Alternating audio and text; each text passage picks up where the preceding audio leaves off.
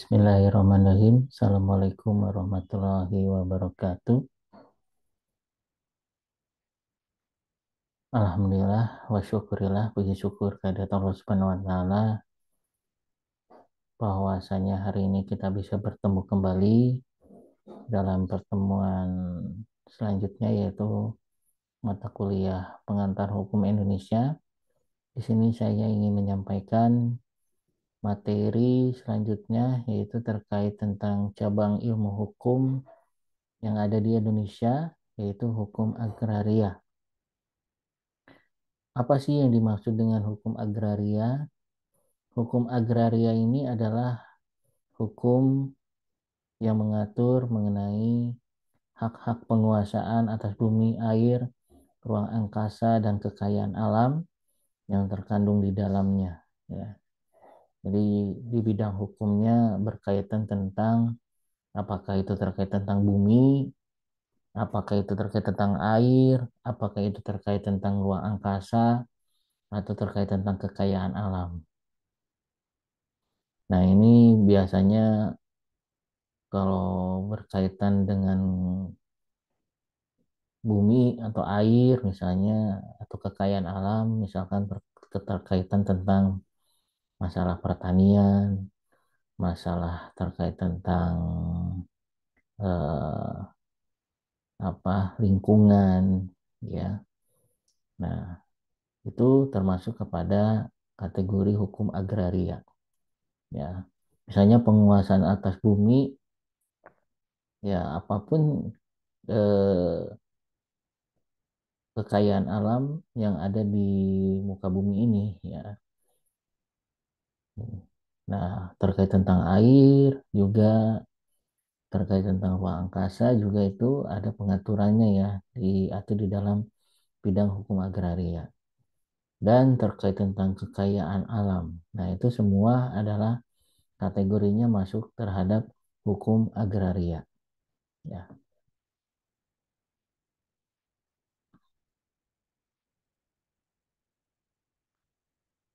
Selanjutnya, hukum agraria itu meliputi ada beberapa hal, ya. Misalkan ada terkait tentang hukum tanah, ya. Hukum tanah, masalah tanah adatkah, masalah terkait tentang kepemilikan tanah, dan permasalahan-permasalahan yang menyangkut ruang lingkupnya dalam pengaturan mengenai soal bidang tanah, ya. Nah, itu adalah hukum tanah. Yang kedua, ada hukum air atau pengairan. Nah, hukum air pun atau pengairan juga itu masuk kategorinya adalah hukum agraria, ya. Apakah mengenai terkait tentang sumber daya alamnya adalah terkait tentang air, apakah tentang air minum, apakah tentang eh, pengairan di sungai, ataukah pokoknya yang berkaitan dengan masalah air, ya. Nah, itu masuknya kepada hukum agraria. Nah, itu hukum air. Ada juga hukum perikanan. Hukum perikanan juga ini masuk kategorinya adalah hukum agraria, ya. Untuk eh, pelindungan terhadap eh, kekayaan ikan, ya, yang ada di Indonesia. Apakah kekayaan ikan yang ada di laut, ataukah juga ada yang ada di sungai, ataupun ya yang berkaitan dengan perlindungan terhadap perikanan, ya. Nah, ada juga hukum pertambangan juga itu masuk kepada hukum agraria, ya. Apakah itu menyangkut mengenai eh, macam-macam pertambangan yang ada di Indonesia yang mana memiliki nilai yang sangat besar bagi perekonomian Indonesia, ya. Apakah masalah tentang nikel, ya, ataukah masalah bauksit, masalah terkait emas dan lain-lain. Pokoknya itu yang berkaitan dengan pertambangan.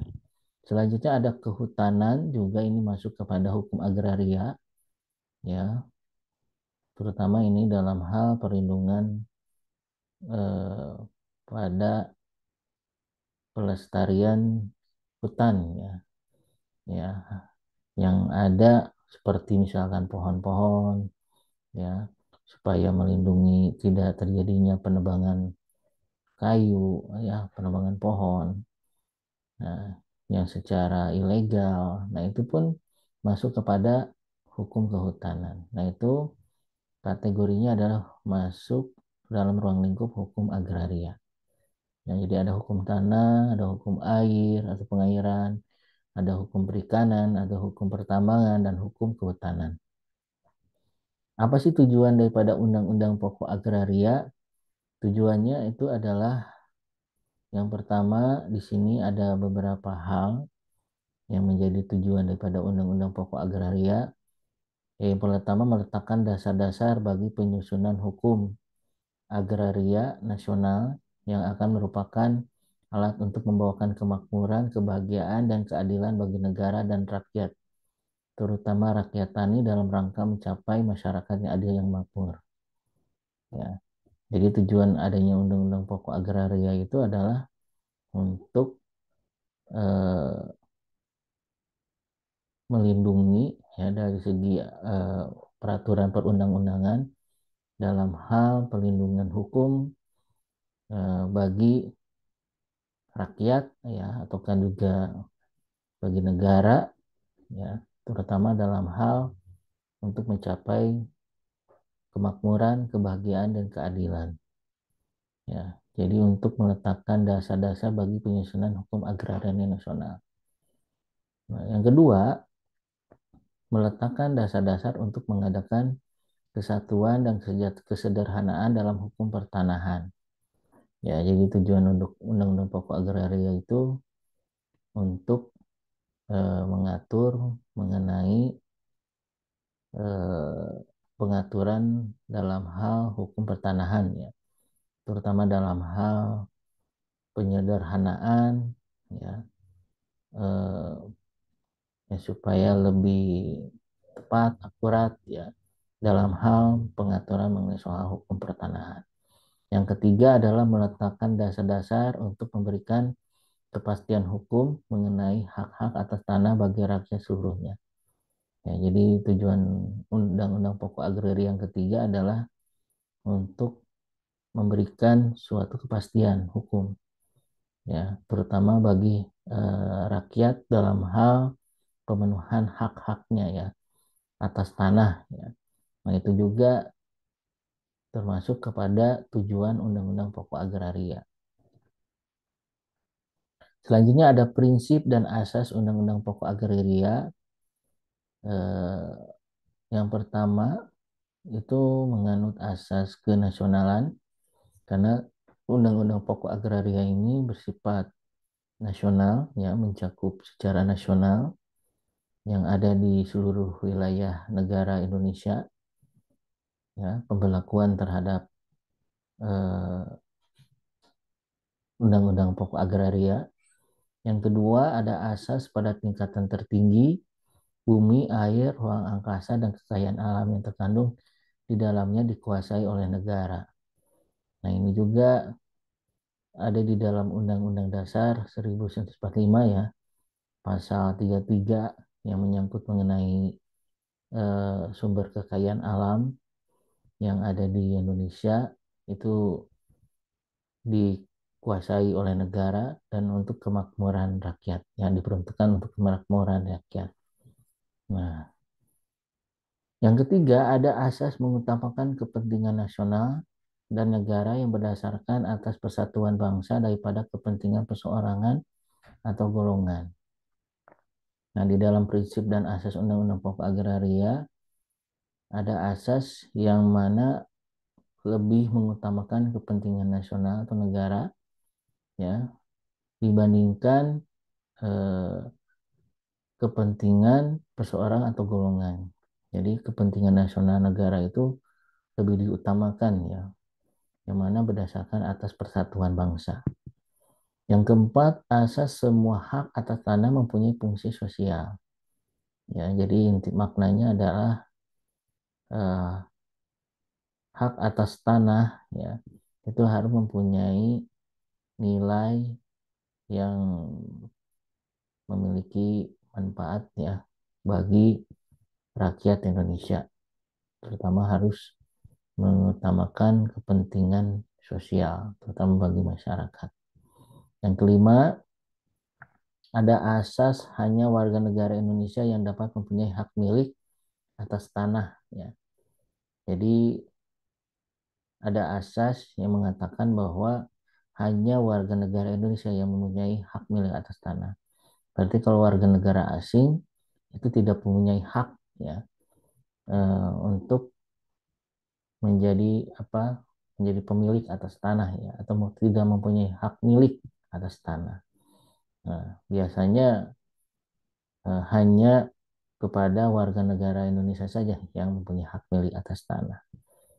Makanya seringkali kalau turis-turis asing ya atau warga negara asing yang tinggal di Indonesia ya atau bekerja di Indonesia ketika ingin membeli suatu tanah misalnya itu dikarenakan tidak bisa atas namanya ya misalkan eh, biasanya bisa menggunakan nama orang lain ya misalnya nama orang Indonesia atau minta tolong kepada warga negara Indonesia eh, untuk dipinjamnya namanya ya untuk membeli atas suatu tanah misalnya itu kadang-kadang suka terjadi juga ya dalam faktanya. Nah, yang keenam ada asas persamaan bagi setiap warga negara Indonesia. Ya, jadi semua warga negara itu mempunyai eh, kedudukan yang sama, ya, memiliki kesamaan, tidak ada perbedaan, terutama dalam hal berkaitan tentang kepemilikan atas tanah. Siapapun itu memiliki kedudukan yang sama, ya, misalkan dalam memiliki atas tanah. Ya. Nah, yang ketujuh, atas tanah asas tanah pertanian harus dikerjakan atau diusahakan secara aktif oleh pemiliknya sendiri dan mencegah cara-cara yang bersifat pemerasan. Nah, asas ini maknanya adalah bagi tanah pertanian ya diupayakan atau harus dikerjakan oleh pemiliknya sendiri ya dalam mengelola atas tanah ya dan harus aktif supaya mencegah tidak timbulnya sifat-sifat ya cara-cara pemerasannya. Yang kedelapan ada asas tata guna tanah atau penggunaan tanah secara berencana. Ya, artinya di sini dalam hal pengelolaan tanah atau penggunaan tanah itu haruslah memiliki suatu perencanaan ya dalam mengelola tanah tersebut. Jadi ada juga asas tata guna tanah di mana penggunaan tanahnya harus berencana ya. Nah, itu prinsip dan asas Undang-Undang Pokok Agraria. Nah, Undang-Undang Pokok Agraria itu mempunyai dua substansi dari segi berlakunya tidak memberlakukan lagi atau mencabut hukum agraria kolonial dan membangun hukum agraria nasional. Ya, dengan adanya Undang-Undang Pokok Agraria yang mana undang-undang yang sebelumnya ya pengaturan mengenai hukum kolonial itu dicabut sehingga tidak berlaku lagi ketika Indonesia merdeka dan diterbitkannya Undang-Undang Pokok Agraria hingga eh, membangun hukum agraria nasional sendiri ya bagi negara Indonesia. Jadi ada dua substansi ya dari segi berlakunya Undang-Undang Pokok Agraria. Yang pertama dicabut hukum kolonialnya, yang kedua membangun hukum agraria nasional sendiri. Selanjutnya ada politik hukum agraria. Politik hukum agraria kolonial itu berorientasi pada kepentingan penguasa kolonial itu sendiri. Nah, sedangkan kalau politik hukum agraria nasional merupakan alat bagi pembangunan masyarakat Indonesia yang sejahtera, bahagia, adil, dan makmur. Nah, kalau dari segi politik, ketika hukum kolonial diberlakukan ketika masa penjajahan, maka yang berlaku pada saat itu berkaitan tentang hukum agraria itu adalah hukum kolonial, ya, yang mana untuk kepentingan dari penguasa kolonial itu sendiri. Sedangkan kalau politik hukum agraria nasional itu lebih kepada peruntukannya bagi masyarakat, ya, dalam mencapai suatu tujuan, baik mencapai kesejahteraan, kebahagiaan, keadilan, dan kemakmuran, ya, bagi masyarakat. Ya, itu diperuntukkan khusus untuk bagi warga negara Indonesia, ya, begitu begitu juga bangsa dan negara. Nah, itu berbicara masalah politik hukum, ya. Bagaimana hubungan negara dengan sumber daya agraria? Hubungan negara dengan sumber daya agraria kalau pada masa pemerintahan Hindia Belanda itu menempatkan negara dalam kedudukan sebagai pemilik tanah, ya. Kalau dalam Undang-Undang Pokok Agraria itu menempatkan negara sebagai organisasi kekuasaan seluruh rakyat dalam kedudukannya bukan sebagai pemilik sumber daya agraria, melainkan hanya menguasai saja. Nah, itu bedanya, ya. Jadi kalau pada masa pemerintahan Hindia Belanda itu berkaitan tentang tanah, di mana negara Hindia Belanda itu sebagai pemilik tanah, ya. Jadi tanah-tanah yang ada di dalam penguasaan Hindia Belanda itu adalah tanah negara itu sebagai pemilik tanah, ya. Negara itu ya kalau Hindia Belanda. Nah, sedangkan ketika Indonesia merdeka dan diterbitkannya Undang-Undang Pokok Agraria, di mana negara itu bukanlah sebagai pemilik tanah, tapi hanya sebagai organisasi kekuasaan seluruh rakyat yang hanya sifatnya menguasai saja, tapi eh, dikelola, ya, yang mana manfaatnya sebesar-besarnya untuk kemakmuran rakyat. Nah, itu bedanya, ya, hubungan negara dengan sumber daya agraria. Pembedaan dari negara Hindia Belanda ketika masa penjajahan dengan diterbitkannya Undang-Undang Agraria ketika negara Indonesia merdeka, ya, setelah Indonesia merdeka. Pengertian menguasai dari negara adalah mengatur dan menyelenggarakan peruntukan, penggunaan, persediaan, dan pemeliharaan bumi, air, dan ruang angkasa. Ya, jadi mengatur, eh, ya, melakukan suatu perencanaan, ya, lalu pelaksanaannya, penggunaannya, pemeliharaannya, ya, itu pengertian dari menguasai dari negara. Selanjutnya menentukan dan mengatur hubungan-hubungan hukum antara orang-orang dengan bumi, air, dan ruang angkasa. Nah, negara juga memiliki peranan di dalam eh, pengaturan, salah satunya adalah terkait tentang pengaturan hukum, ya, dalam hal mengatur hubungan hukum, ya, misalnya antara masyarakat, ya, warga negara Indonesia dengan kekayaan alam, ya, baik itu bumi, air, dan ruang angkasa, ya.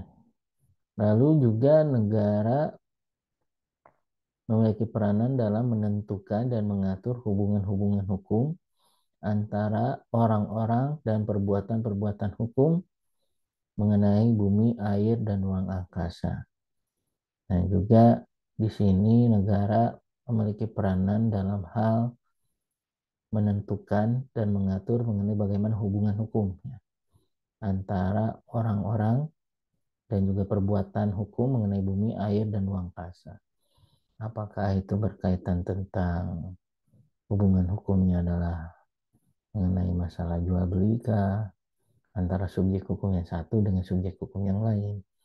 Apakah berkaitan tentang sewa menyewa atas tanah, ataukah juga berkaitan tentang pengelolaan dan pemanfaatan atas tanah, ya. Nah, itu merupakan peranan negara, ya, dalam hal menguasai atas tanah. Jadi maknanya menguasai atas tanah oleh negara, ya. Salah satunya adalah untuk mengatur dan mengelola yang sebesar-besarnya atas kekayaan alam demi kemakmuran rakyat, ya.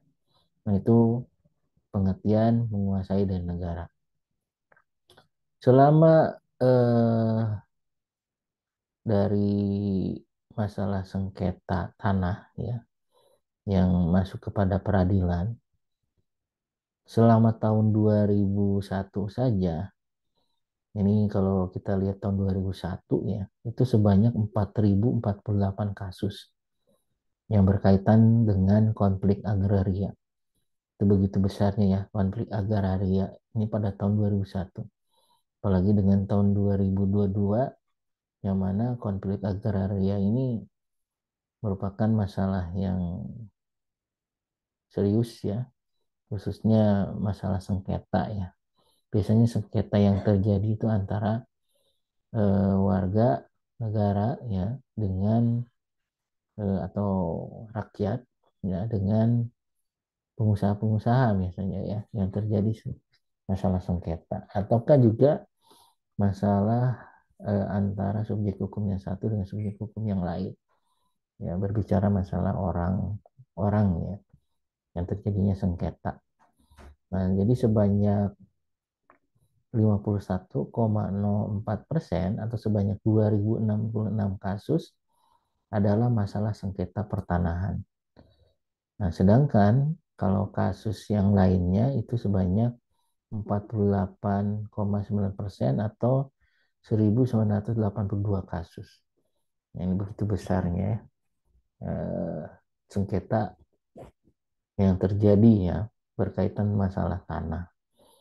Nah, ini cangkupannya Nusantara, ya, di seluruh wilayah negara Indonesia. Begitu besar, ya, kasus yang terjadi mengenai masalah sengketa tanah. Nah, selanjutnya ada macam-macam sengketa tanah dalam praktek terkait dengan anggota masyarakat. Nah, biasanya ada masalah sengketa tanah terkait dengan warisan. Nah, ini kadangkala di masyarakat juga sering terjadi, ya, masalah warisan, ya, di dalam keluarga, misalnya yang masih ada hubungan keluarga yang memperebutkan mengenai harta warisan. Salah satunya adalah harta yang diwariskan yang diperebutkan masalah tanah, ya. Nah, ini juga sering terjadi di masyarakat, ya, yang mana eh, masalah itu sampai berujung ke pengadilan, ya. Yang kedua ada sengketa tanah terkait dengan penerbitan sertifikat. Nah, ini juga masalah serius, ya, mengenai soal sertifikat, penerbitan sertifikat, karena kadangkala suka terjadi, ya, masalah sengketa tanah terkait tentang penerbitan sertifikat. Bahkan pernah terjadi, ya, contohnya di wilayah Sukabumi, mengenai kasus penerbitan dua sertifikat yang dikeluarkan oleh Badan Pertanahan Nasional, ya, dalam satu objek yang sama. Nah, ini juga merupakan salah satu masalah yang signifikan yang terjadi di masyarakat, yang mana adanya kekurang hati-hatian, ya, atau kelalaian yang dilakukan oleh Badan Pertanahan Nasional, ya, yang mana dalam hal penerbitan sertifikat pun itu perlu dilakukan secara teliti seharusnya. Tapi kadang-kala pernah terjadi eh, permasalahan hukum yang terjadi di masyarakat itu masalahnya adalah terkait tentang penerbitan sertifikat. Nah, selanjutnya ada sengketa tanah terkait dengan perbuatan hukum peralihan hak atas tanah, ada jual beli, ada hibah. Nah, ini juga kadangkala sering terjadi juga di masyarakat mengenai sengketa tanah ya. Apakah itu berkaitan tentang jual beli kah atau masalah hibah dan masalah lainnya ya yang berkaitan tentang tanah. Ya, misalkan eh, masalah tanah ini, misalnya si A membeli tanah si B, ya, di mana dibuatlah suatu perjanjian, ada timbullah hak dan kewajiban. Akan tetapi misalnya si B menjual lagi kepada si C, ya. Nah itu eh, kadangkala suka terjadi, ya, permasalahan hukum, masalah tanah, ya, sampai berujung ke pengadilan. Nah itu pun eh, mengenai macam-macam sengketa tanah ya dalam praktik yang terjadi di masyarakat. Selanjutnya ada juga macam-macam sengketa tanah dalam praktek, misalnya terkait dengan pembebasan tanah ya untuk kepentingan umum. Nah ini juga kadang-kala sering terjadi di masyarakat, misalkan ketika negara akan melakukan suatu proyek, misalnya jalan tol ataukah eh, terkait tentang kereta api cepat kayak di Bandung. Nah, itu juga tidak mudah ya. Dalam hal pembebasan tanah, itu juga sering terjadi kasus ya, yang mana berujung sampai ke pengadilan. Nah, ini juga eh, sengketa yang sering terjadi di dalam masyarakat mengenai soal pembebasan tanah. Yang mana negara itu eh, mempunyai kewenangan ya, terutama dalam kalau tujuannya adalah untuk kepentingan umum. Tapi kadangkala suka terjadi di masyarakat itu biasanya sengketa tanahnya itu adalah masalah pembayarannya yang kadangkala ya tidak sesuai ya, sehingga si pemilik tanah ini menaikkan harga ya karena mungkin tanahnya diketahui akan memiliki harga yang tinggi. Nah, itu juga seiring menghambat terjadi eh, penghambatan ya, terutama dalam hal pembebasan tanah. Ataukah ada dua pemilik tanah ketika tanah itu dilakukan suatu pembebasan tanah. Nah, ini juga macam-macam ya masalah yang terjadi berkaitan dengan sengketa tanah. Nah, itu adalah macam-macam sengketa tanah ya yang terjadi di dalam praktek. Yang mana ya perlu dipahami, dipelajari ya mengenai kasus-kasusnya yang terjadi, apa yang bisa diteliti, ditelusuri kasus-kasus sengketa tanah yang terjadi atau ya yang terjadi di Indonesia. Mungkin Anda nanti bisa analisa, bisa mencari referensi atau sumber ya dari putusan kah ya yang berkaitan mengenai masalah sengketa tanah. Selanjutnya ada timbulnya konflik agraria. Timbulnya konflik agraria ini pemenuhan kebutuhan akan sumber daya agraria yang memerlukan pengaturan yang jelas ya dan jaminan kepastian hukum. Sebab ketidakseimbangan antara persediaan dan kebutuhan akan sumber daya agraria dapat menimbulkan konflik yang berkaitan dengan pemilikan, penguasaan, penggunaan, dan pengusahaannya. Nah, maka yang mengenai tentang agraria ini ya karena bisa timbulnya suatu konflik agraria, maka dalam hal pengaturannya juga harus jelas ya, supaya ada perlindungan hukum, bagi siapapun ya yang memiliki hak ya dalam hal kepemilikan ya tanah kah ataukah hal yang lainnya. Nah, supaya jelas ya dengan adanya pengaturan hukum sehingga bisa memberikan perlindungan hukum terhadap siapapun yang memiliki kewenangan ya atau kepemilikan, supaya ketika dalam hal penyelesaian ya jelas gitu untuk eh, penyelesaiannya seperti apa, terutama kalau misalkan sampai berlanjut ke pengadilan. Nah, ini adalah objek-objek konflik sumber daya agraria. Ya, ini yang sering terjadi konflik, misalnya pelaksanaan pendaftaran tanah. Nah, ini juga kadangkala suka terjadi di lapangan mengenai masalah pendaftaran tanah ya. Mengenai pengadaan tanah juga sering terjadi, misalkan pemerintah itu melakukan eh, pengadaan tanah untuk ruang terbuka hijau misalnya.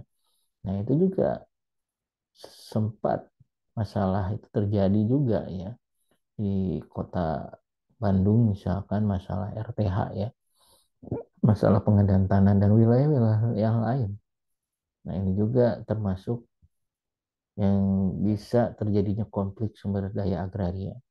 Selanjutnya ada penguasaan atau pemilikan tanah melampaui batas maksimal. Nah, ini juga ya, misalkan si A melakukan atau memanfaatkan tanah ya milik si B. Ya, ternyata dalam pemanfaatan tanahnya itu melampaui apa yang disepakati. Nah, itu juga sering terjadi objek-objek konflik agraria. Adanya tumpang tindih dalam penggunaan tanah. Nah, ini juga sering terjadi konflik sumber daya agraria. Tidak adanya jaminan kepastian dan perlindungan hukum. Ya, ini perlu dilakukannya pembaharuan hukum ya dalam hal perlindungan hukum mengenai masalah eh,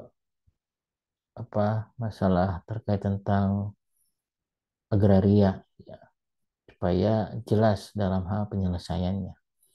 Pengusahaan hutan dan pertambangan yang melanggar hak-hak adat. Nah, ini juga sering kali terjadi ya mengenai masalah pengusahaan hutan atau masalah pertambangan, pengelolaan pertambangan yang malah melanggar hak-hak adat. Karena adat itu, adat istiadat juga eh, mengenai hak-haknya ya bagi kelompok-kelompok adat itu juga dilindungi oleh negara. Nah, kadang-kala suka juga ya terjadi dalam pelanggaran hak-hak adat. Selanjutnya ada penguasaan sumber daya laut, ada pengerusakan lingkungan laut dan kawasan pantai. Nah, ini juga sering terjadi mengenai soal konflik sumber daya agraria mengenai objeknya ya.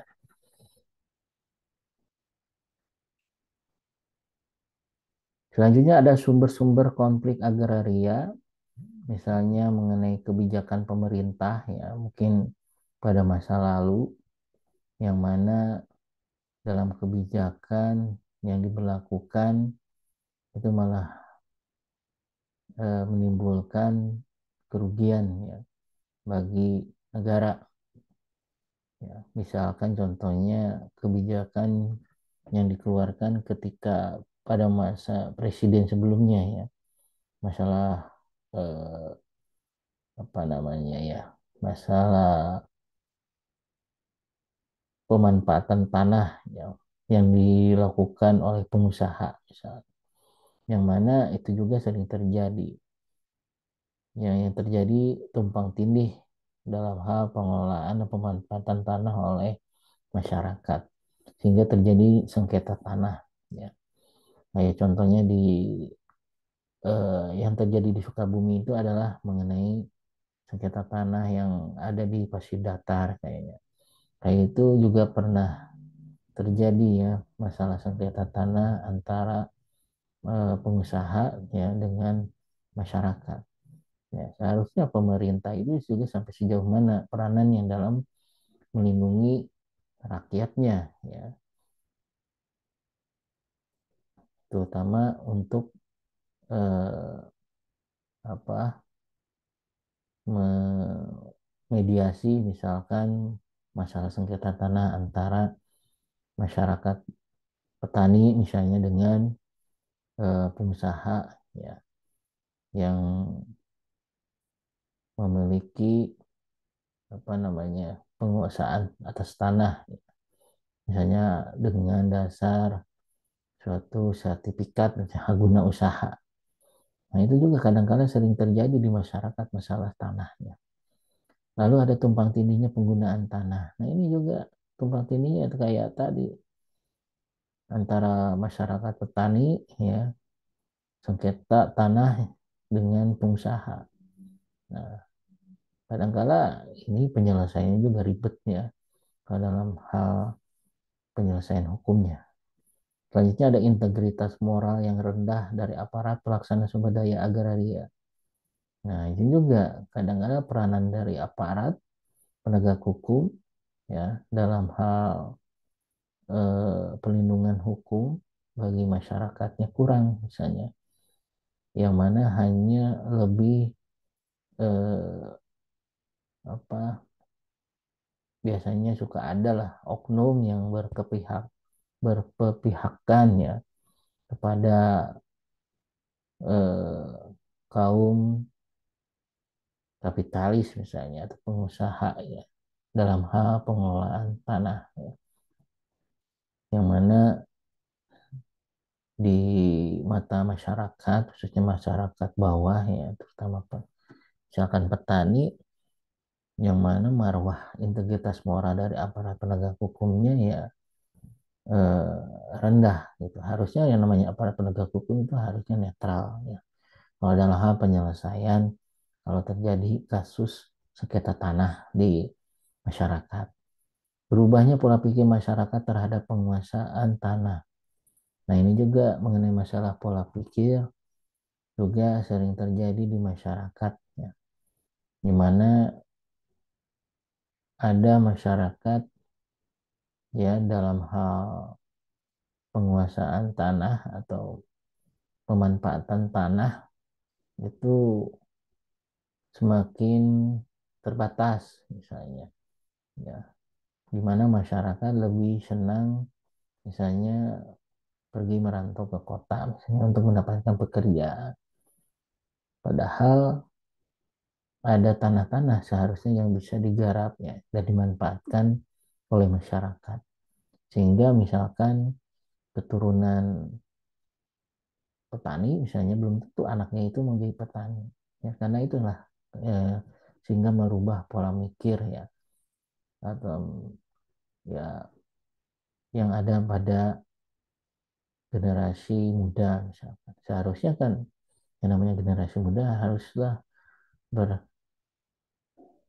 berkreativitas ya dalam hal pengembangan sumber daya alam khususnya tanah ya dalam pemanfaatan tanah sehingga bisa meningkatkan dari segi perekonomian bagi keluarga juga bagi masyarakat.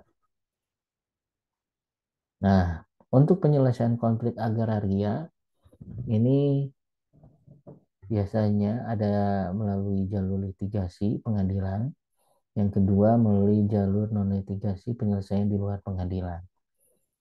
Nah, biasanya yang bisa terlebih dahulu dalam hal penyelesaian itu melalui jalur non litigasi dulu atau diselesaikan di luar pengadilan.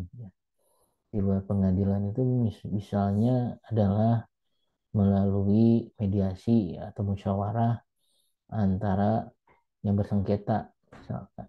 Contohnya masyarakat petani misalnya yang eh, termarginalkan dalam hal kepemilikan tanah ya misalkan dengan korporasi atau pengusaha ya dalam hal segi kepemilikan tanah.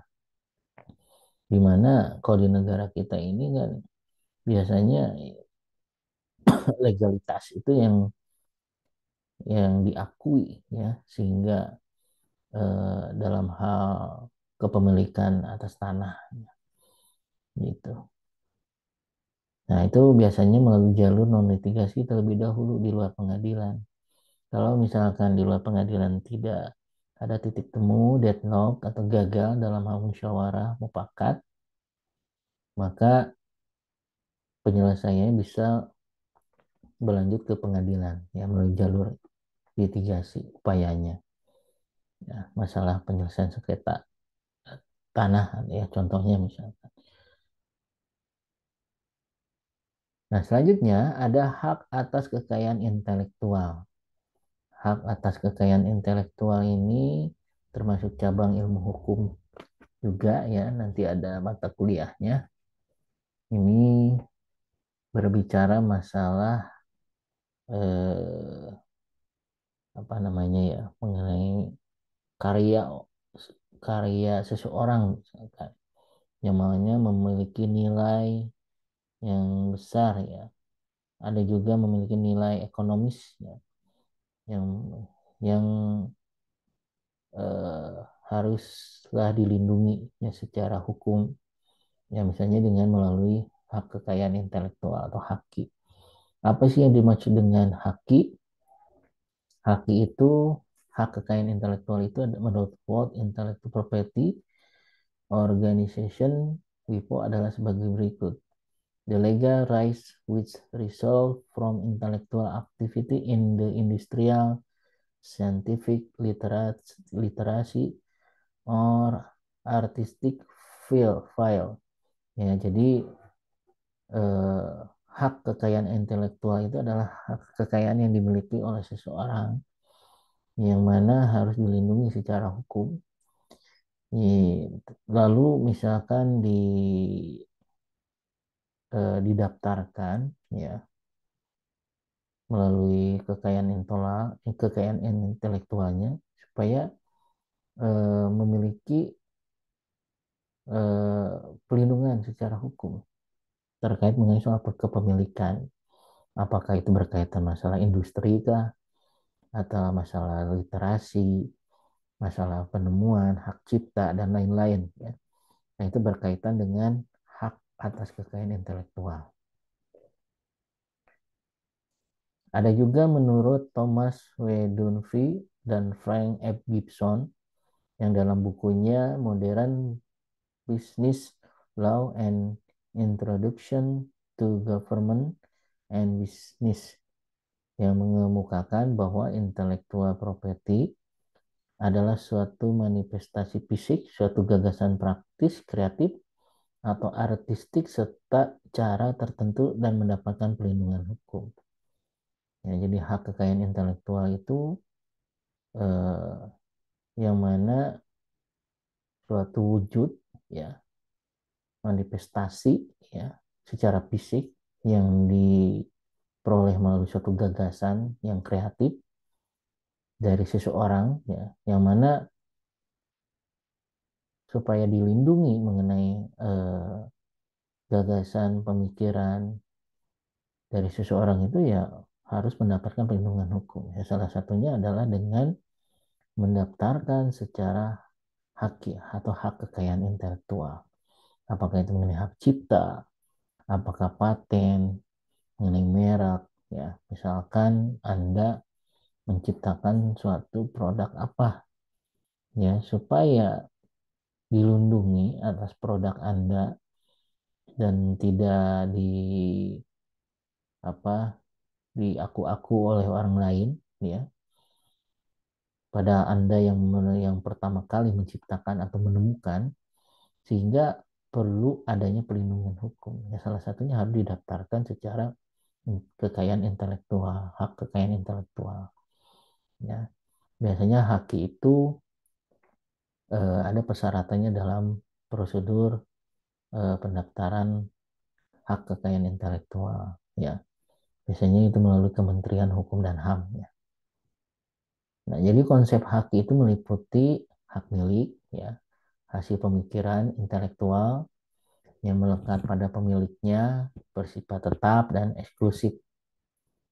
Ya, jadi misalkan saya menciptakan suatu produk, ya apa gitu, dari hasil pemikiran, yang mana produk yang saya ciptakan itu sangat bermanfaat bagi masyarakat dan memiliki nilai ekonomis misalnya.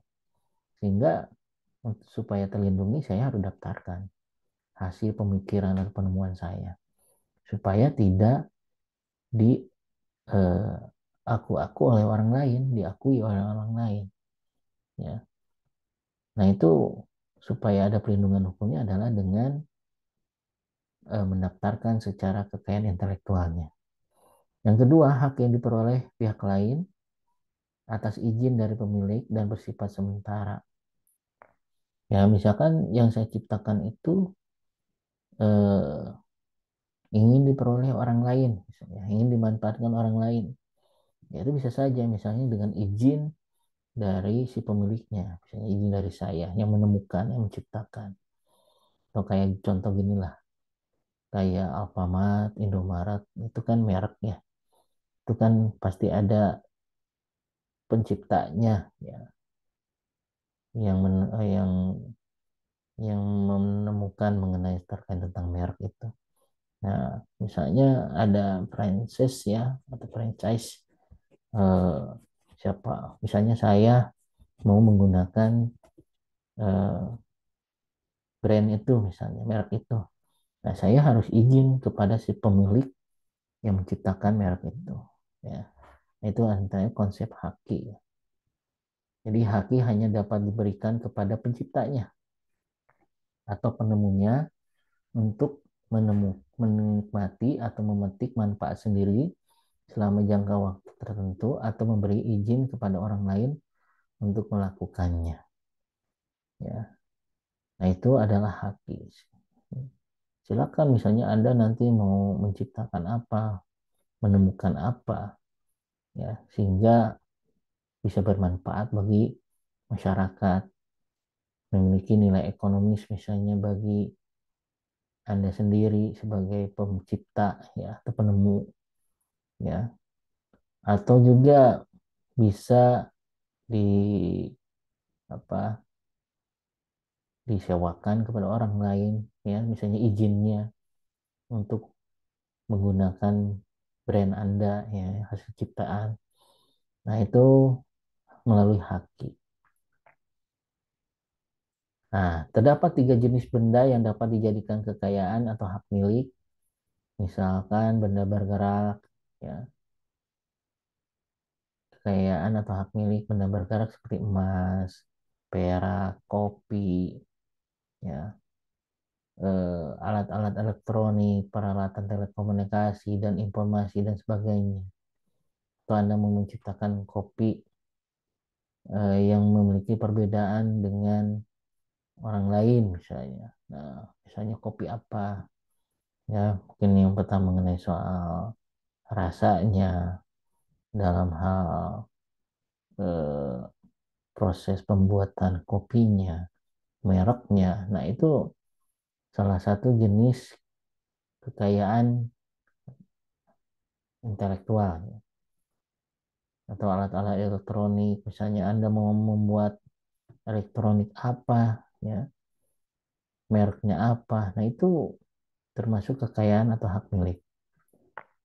Dua, benda tidak bergerak seperti tanah, rumah, toko, dan pabrik. Nah, itu juga termasuk kekayaan atau hak milik, ya. Benda tidak bergerak. Benda yang tidak berwujud, misalnya paten tadi, ya, merek dan hak cipta, ya. Mereknya apa? Nah, itu kan tidak berwujud, ya, tapi termasuk dari kekayaan atau hak milik.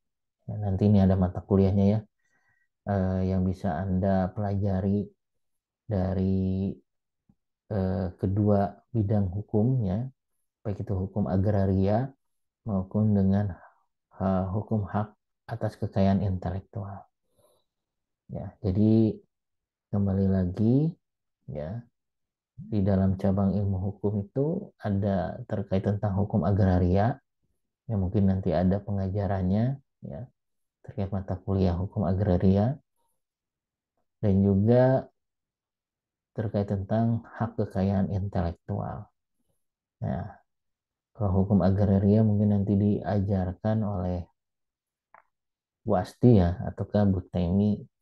Kalau berkaitan tentang haki itu misalnya diajarkan oleh Bu Eriska. Nah, itu termasuk cabang-cabang ilmu hukum. Ya, pengenalan mengenai cabang ilmu hukum, baik itu bidang agraria dengan bidang hak kekayaan intelektual.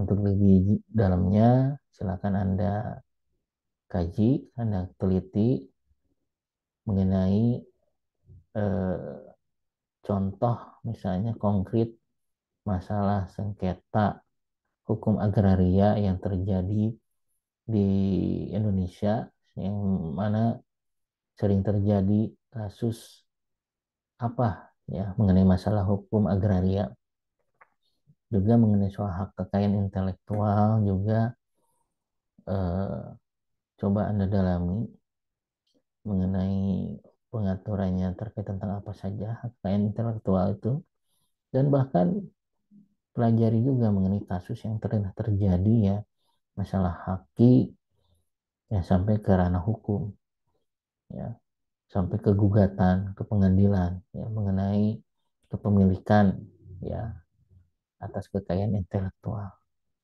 Mungkin itu saja ya yang bisa disampaikan. Terima kasih, mohon maaf kalau ada kekurangan. Lebih dalamnya, lebih jelasnya, silakan Anda mempelajari lebih lanjut secara mandiri ya. Demikian, terima kasih, mohon maaf kalau ada kesilapan. Assalamualaikum warahmatullahi wabarakatuh.